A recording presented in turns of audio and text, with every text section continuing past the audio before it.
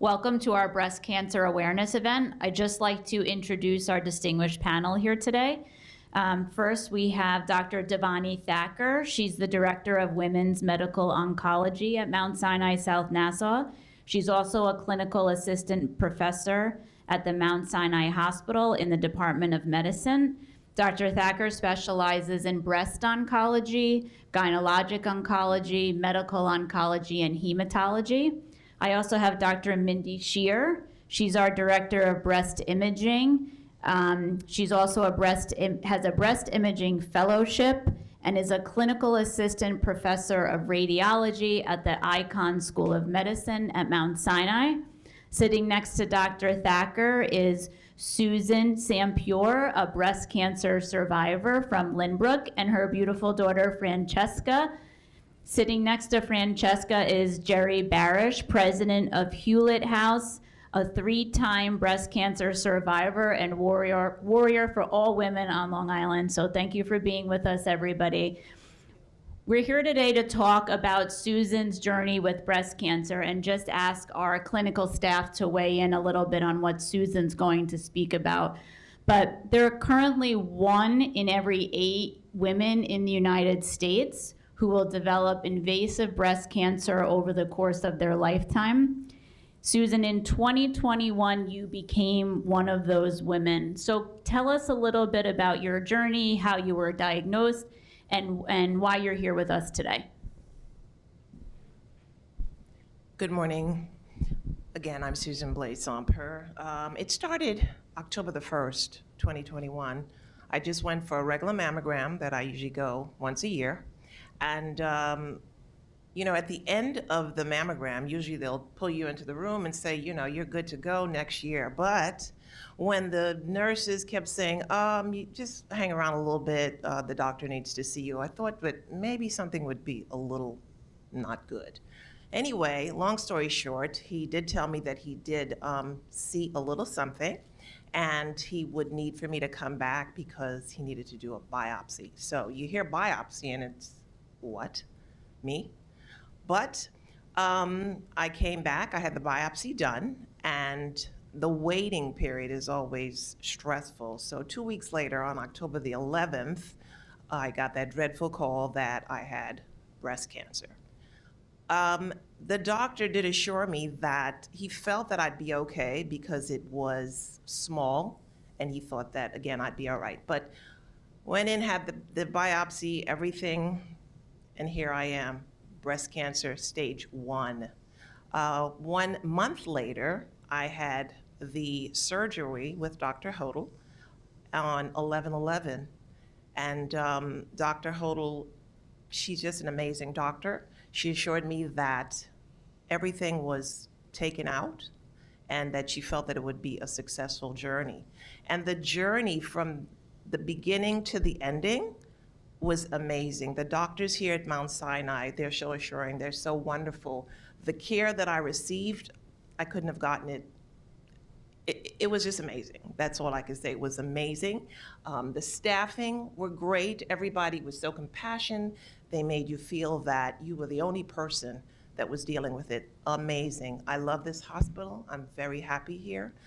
So with that, the care of Mount Sinai, my daughter, who stood by me each and every step of the way. It was so amazing. So thank you. Thank you, Mount Sinai. Thank you, Susan.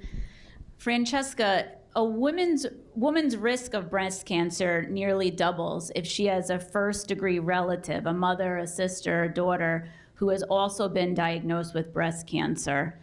Susan, what advice would you now give to Francesca, your daughter, given your diagnosis? I would tell her that as she becomes older, because Francesca's 26, but I would say early detection is so important, because had I not gone and kept on going every year to have my mammogram, I would have been one of the statistics, I'm sure, that would have ended up with stage 4 that, I didn't have a lot of time. But early detection is so important. And Self-examination also is very important. So as a young person, as soon as you become that age, in your 30s, definitely go and check everything so that you will not be in this club. Thank you. So a lot has changed since Geri Barish, our survivor down here, was first diagnosed the first time with breast cancer in the 1980s. The technology has certainly changed around imaging and diagnostic tools. There's also a lot being done right now in genetic testing, and about 5 to 10% of breast cancers can be linked to known gene mutations that are inherited from one's mother or even father. So, Dr. Thacker, talk a little bit about genetic testing, what it is, who it's necessary for, and how it works. Thanks, Dana. And I think that's the question that comes up very frequently in our practice. Like you said, about 5 to 10% are genetics, but then remember the other 90% is lifestyle changes and the lifestyle. However, that 10% is certainly preventable. Early detection is important. So there are certain criteria for genetic testing that have been developed by the National Cancer Network guidelines. Triple negative breast cancer, so any patient that has a triple negative breast cancer automatically get tested. Patients that are 45 or younger also require testing. Some other things also, all male breast cancer get tested as well because there's a high risk of BRCA mutation with the male breast cancer. Couple other ones, of course, it does get complicated, but if you have a first-degree relative with ovarian cancer, pancreatic cancer, prostate cancer, there is some criteria associated with that as well. Keep in mind, if you do have a family history of BRCA mutation, you should be getting tested regardless of a diagnosis. So if we do have a patient's mom who has been BRCA positive, they automatically get tested regardless of the results. There have also been a few changes in other cancers as well, just to kind of touch base on that, is all pancreatic cancer and all ovarian cancer do get tested regardless of the stage, regardless of the family history. So, few things have changed over the last couple of years, and they are constantly changing. We do have genetic counselors that we refer our patients to, just to kind of go over that. There's also certain risk assessment tools that have been developed to evaluate for any high-risk patients, regardless of a diagnosis or not, and those patients can choose to go on either something like tamoxifen or choose to have a bilateral mastectomy. But again, those risk assessment tools are available via our genetic counselor. So certainly I do encourage genetic testing if we do see patients that are appropriate for it. Thank you.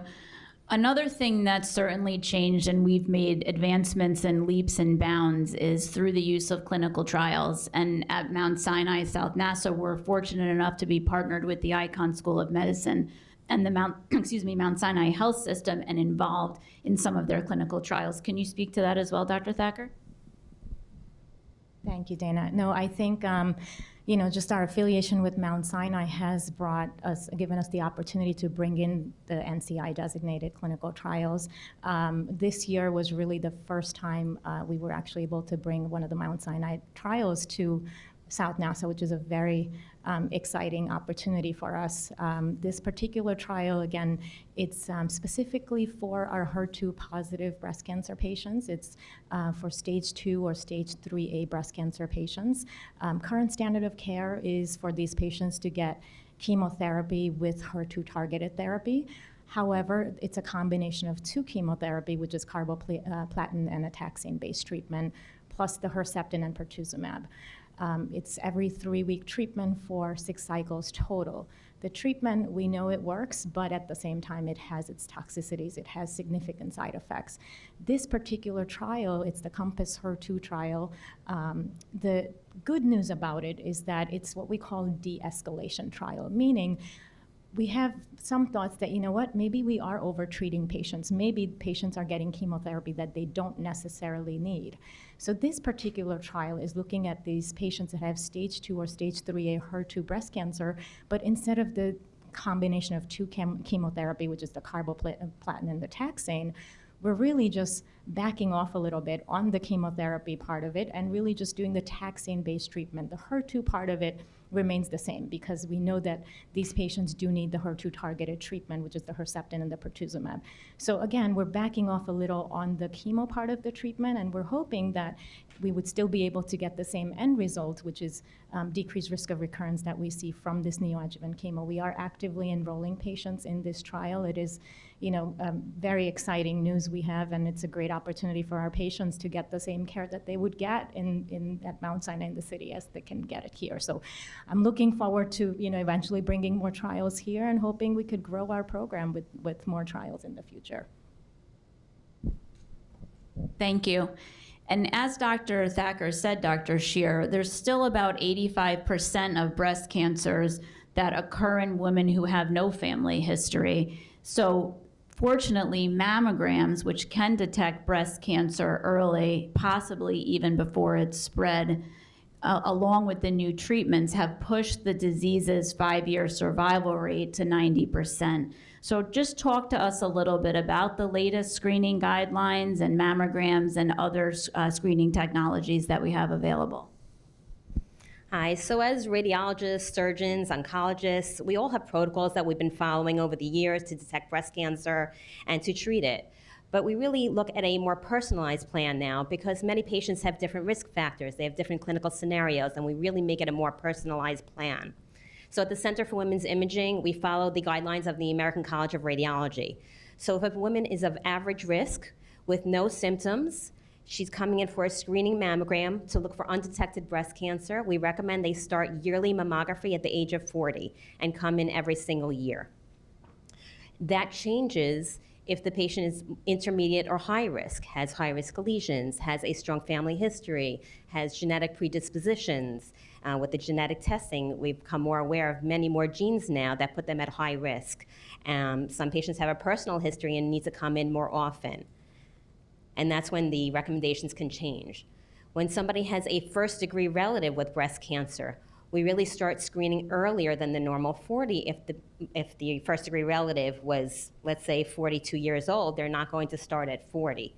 They're going to start earlier. So we try and bring the patients in at least 5 to 10 years earlier than their first-degree relative's diagnosis, depending on the age. Patients with symptoms are different. If you have a lump, if you have new breast pain that's focal, nipple discharge, infection, redness, swelling, you need to see your physician and you need to come in for a diagnostic mammogram and an ultrasound of that affected side because we need to evaluate the new problem. Don't wait for your screening mammogram if you're having a problem. But early detection really starts with mammography.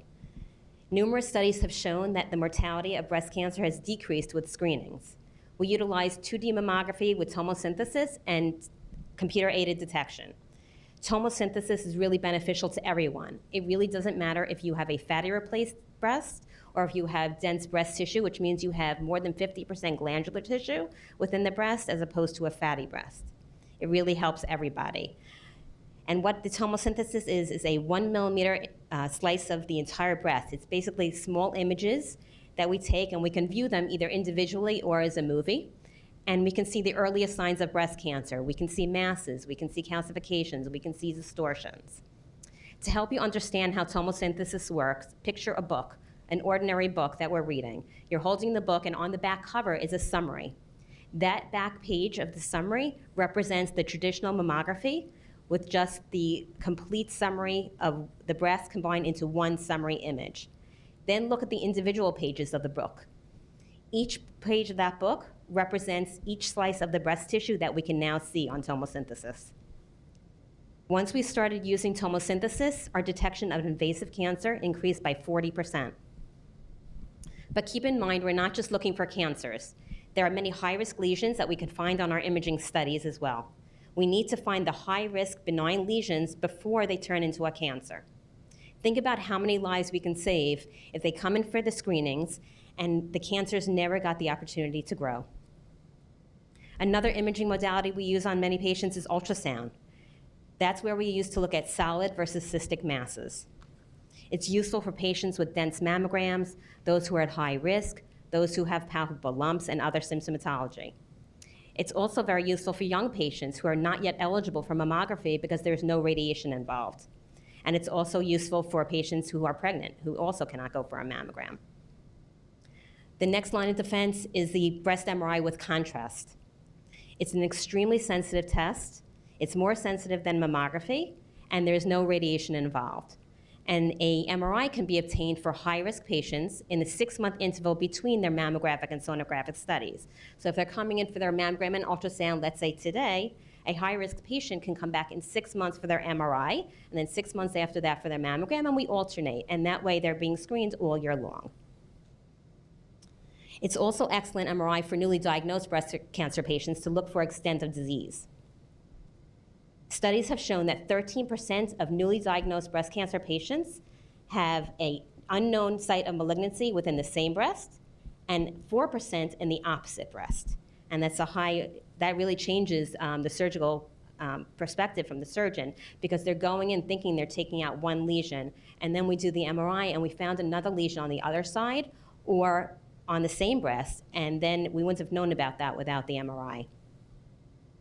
So whether it's mammography, ultrasound, or MRI, each test has its own strengths and weaknesses. We use them all for different reasons, but together they're a great arsenal to fight breast cancer. Plus, if we do find an abnormality, we are able to do minimally invasive biopsies under each of the modalities. We do ultrasound-guided biopsies, mammographic-guided biopsies, MRI-guided biopsies. There's always a way to find the answer. Screening for and diagnosing breast cancers is not just about reading the imaging studies. It's also about getting women to come in for the mammographies. So many women are anxious, they have fears, they're afraid to come in, they're afraid what we're going to tell them when they come in the door. The pandemic left so many women not coming in for their screening mammograms. We have uninsured women who are so afraid of the cost of the mammogram, but we really have a solution for all these women. We have navigators that are reaching out to all these patients to book appointments to come into our center. We're reaching out. We have a no-cost screening day coming up on October 23rd, so that patients who don't have insurance or have just don't have the means to pay for the mammogram can come in on that day and be screened. And we do this every single year. Most important at the Center for Women's Imaging, we have an amazing staff, and I have my fellow doctors who really work as a team to help alleviate the pain and the fears and anxieties of the patients. They're really compassionate. From the minute the patients walk into the door, they walk them to the dressing room, walk them into the mammogram room, walk them throughout each exam. And then when they're done, each patient speaks to a doctor to get the results. Even if it's negative, we speak to the patients. Communication between the patient and the doctors is just so important, so they don't have the fear of the unknown. In addition, we work together daily with the surgeons, the oncologists, the radiation oncologists, and we create the best plan for the patient. We know how scary it is for you to come in for your mammograms, but knowledge is power, and I always say that. Knowing how to fight and win the cancer battle is the key to early detection. Thank you, Dr. Scheer.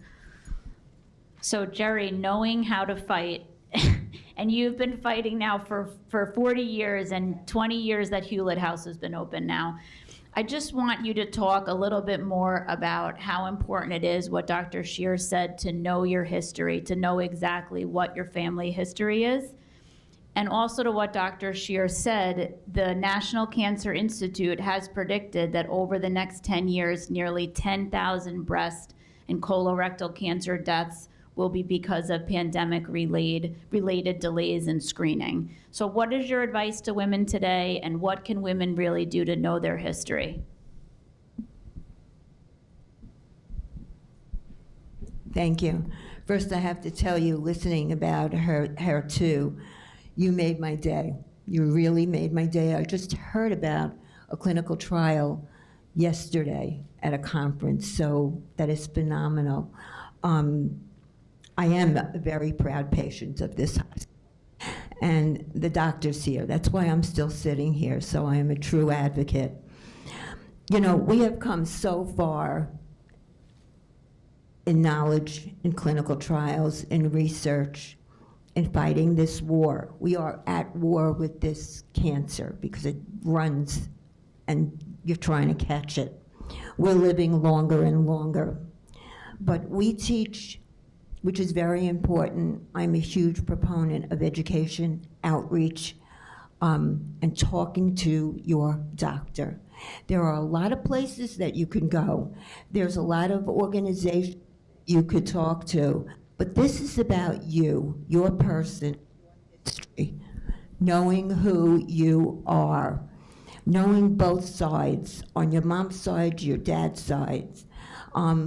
We think about today knowing that breast cancer is a hormonal cancer, and all of the men that have prostate cancer started to question, so how come their sons came down with breast cancer? We need to look at the whole picture. We're a family, we're a unit, and it doesn't just start. We kind of forget about our men, and it's very important to make sure that we include them for our sons and our daughters. When we started in the late 80s, no one knew anything about genetics. No one even talked about it. You know, here in Long Island, we wanted to study, and we wanted to study on breast cancer because we were the only state that had the most open waste sites in any one place, in any one state. We had the most golf courses in any one place, in any one state. I mean, we really, literally knew nothing. We went to find out about our cancer registry, which we knew very little about, and found out that New Jersey had a gold registry, and we said, what is that, and how come we're all the way down at the bottom? So we started from scratch. And when we got the Long Island Breast Cancer Study Project, it opened a huge information center for people. You know, we knew nothing about the power plants from Connecticut and Long Island and the plumes that came across. We knew nothing about pesticides and chemicals and the inert ingredients, and we learned and we taught people. But we're still at a stage today, even though we've come so far, we need to do more outreach. We need to get our families involved. We work with the communities in the schools and putting them on projects. What is genetics? When you ask a kid today, they know more than we knew as youngsters, but it's very important for them to understand about their history. We do projects. What do you know about where you came from? What you live on, what you live near. Products, how to read a label. Most, even adults today, don't know how to read a label. We don't know what those little numbers mean. There's phone numbers on there. It's very important because this is about you. And the other thing, the internet has changed. We need to be careful of the internet, because when you get on the internet, this is not about Jerry or Sandra, this is about a broader issue. We look for the cancer that we have and say, I myself have called my doctor and said, how come I'm not on this? Because on the internet it says, and he said, it's not about you. And so education, outreach, speaking to your doctor. If you have a question, that's the person to talk to. Start asking questions about where you came from, what you live on, putting it down. Very, very important. Early detection is the answer, as early as it can be, but sometimes we don't know. We don't think about that. The pandemic has brought us back, I hate to say into the dark ages, but when I see people who come in and they talk about their family members and they're afraid to go to the doctor, they're afraid to go for their screenings, they're afraid to go for mammography because they're afraid to walk into a hospital or go into a doctor's office. These are things we can do. We have the facilities, technology. We can take care of that. You can't let fear take over you.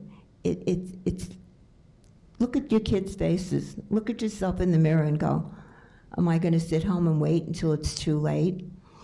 And I'm a huge proponent of clinical trials. I'm so happy that South has really, has really gotten into the clinical trials. We need to extend that. I have a lady that 12 years ago came to Hewlett House to say goodbye, that her doctor told her, it's time to put your affairs in order. It's 12 years later. We found a clinical trial up at Yale. She saw her kids grow up, get married. She's cancer-free. There's hope out there, and we can't give up. You know, the landscape in Long Island has changed dramatically, and it's okay. 1 in 8, 1 in 7, and Sure, that statistic, it's one statistic too many. And that's what we need to keep up with.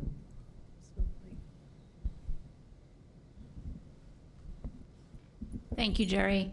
Just have one other question that maybe Susan and Dr. Thacker could answer together.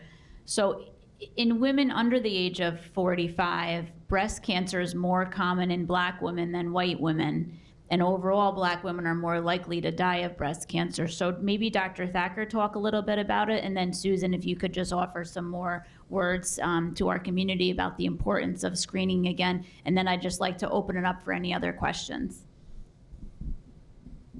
Yes, and the statistics is out there, the data is out there. African American women do get diagnosed more frequently with breast cancer. Unfortunately, the mortality rate is higher in African American women with breast cancer as well. Again, we can't stress the importance of screening. I think there might be some fear out there, fear of the unknown, fear of just not wanting to know, fear of genetics. We have patients we offer genetic testing to. Certainly BRCA mutation is more common in African American women as well. Genetic testing is extremely important as well. Having said that, the great news is we have made significant improvement in our treatments over the last year. I mean, the FDA has approved 4 different breast cancer drugs with different indications. We finally have an immunotherapy approved for breast cancer, which we never did. Having said that, the patients are living a lot longer than they ever were. Deaths from breast cancer is not as often as we used to see anymore. Patients are living much longer. Immunotherapy with chemotherapy has shown a significant improvement in our triple-negative breast cancer patients. So I'm hoping that those numbers will change with the improvement in treatment, with more access to patients. Mammography that we mentioned, the free screenings that we have coming up, but I think it's, to what Geri mentioned, I think that the key is to get the word out there, encourage screenings, because early detection is the key, and knowing is better than not knowing. Thank you, and I certainly do agree with that. I have many friends who, I guess it is the fear factor, they just keep putting off going to have a mammography. And now I'm a big time advocate that you have to get out there, and the sooner you go, the better it is for you, because just look at me. I mean, had I procrastinated and waited for another year or two, I don't know if I would even be sitting here. So I do tell all of my friends, African Americans, they have to get out. They must get out and get those mammograms. It is so important. It's just critical that you follow up, do what you have to do, and get the word out there, because it is definitely critical. As I kind of take over here. Breast cancer, of course, the individual that's impacted with the disease, it completely changes the trajectory of someone's life, if I've seen firsthand with my mother, but it's also something that impacts the people around that individual, their friends, their family, the communities that they're a part of. So I also think that it's the responsibility of the individual that really cares for the person that may be impacted with breast cancer, or the woman who needs to go for their mammogram, to encourage them, be their advocate, and say, hey, make sure you stay on top of that appointment, because that fear can really take over. But the knowledge is so incredibly important, and particularly within the African American community, I often think that a huge issue is a lack of resources and a lack of knowledge.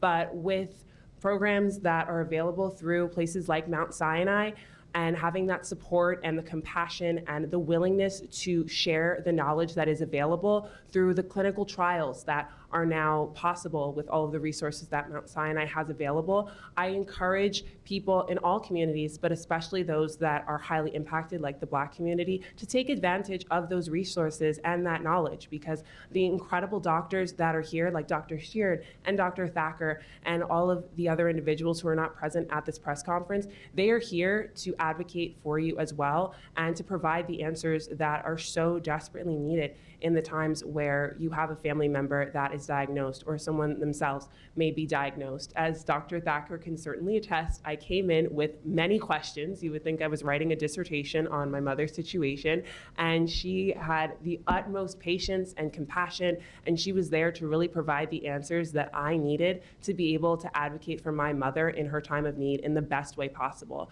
So of course, as the patient yourself, it's important to stay on top of your mammograms, and that's something that I will certainly do, and do so at a younger age than I may have in another situation where my mother was not a breast cancer survivor. So that's something that I will be on top of, but I also encourage the family members and friends and community members of those who are impacted with the disease to encourage those around you to stay on top of their medical situation as well, because that early detection is key, and we want to have as many survivors as possible. Very, very important is people have come into us for all the years and said, there is no breast cancer in my family. I don't know how I got this. Very important, big question, because when you sit down with them and you start asking questions about other members of their family, they say, but it's not breast cancer. It was brain cancer, it was lung cancer, it was another cancer. It's cancer, and we start going through that. That's why knowing your history, knowing your family's history is so, so important, and you need to talk to one another. There isn't a family that hasn't been touched by some form of cancer. We need to become a family out there. We need to educate. That is so important to get that word out. And we have wonderful places here to trust, to be able to, there is no, we become sisters, right? Yes. Partners, because we want to live. And we have good places to go, but it's about education and it's about your voice. And that's where it's at. Any questions from anybody? I have a question for Susan. When you got, you said the dreaded phone call, I'm sure chemo went into your mind, all these things. Did you think it would be a simple surgery and you'd be done? I actually did not. Although the doctors said that it was a small tumor, the worst goes through your mind. As soon as you hear cancer, it's like, oh my God. I happened to call my sister who lives in Florida, and I said, listen, just take it easy. But the minute I said I had cancer, she just screamed, because, that's what you're thinking. It's like, oh my God, is this going to be the end? But yes, it's overwhelming. So no one wants to hear that big C. And I also have a question for Jared. You were first diagnosed in the 80s. How has treatment changed along with technology as you've had it repeatedly over the years? Very much. Very different, yeah. I was diagnosed in '86, and then the following year again. And then not again until 2015. But sometimes there's a lot that goes into a recurrence, things like that. I was under a lot of stress, but the treatments were very different. It was, you got zapped. You really got zapped. It was a different situation. They looked at your family history, and said, this is chemo. You got to have chemo, radiation. And it wasn't, just 1 week targeted. Today we have targeted treatments, targeted radiation. I mean, in those days it was 15 weeks of radiation. You had burns. It was not a happy time. And we have come very, very, very far. And it's amazing when you talk to other people and the change from those days. The very early days, they did these huge radical mastectomies. I mean, it was, you walked around with a huge hole in your chest. And in those days, insurance didn't cover for mastectomies. We fought for that and won that. So the miracles are that we are living much longer, and we're fighting for our lives. We look good, we feel good, we're going through it, It's not as terrible as it was. They can give you things in intravenous for nausea. And it's okay when you get fat, because then you can lose the weight again, and But it was so different. It was so different than it is today. And good doctors make a difference. I could just say one other thing, I did not have to go through chemotherapy, which was a blessing. I was just, I was told that the tumor, after it was diagnosed, that you had to have a number between 1 and 100, as Dr. Thacker did advise me. And after they tested it, it came back as 0. So I'm like, 0? I mean, that's a blessing right there. So it was just a great thing that I didn't have to experience chemotherapy. I did go through radiation, but thank God.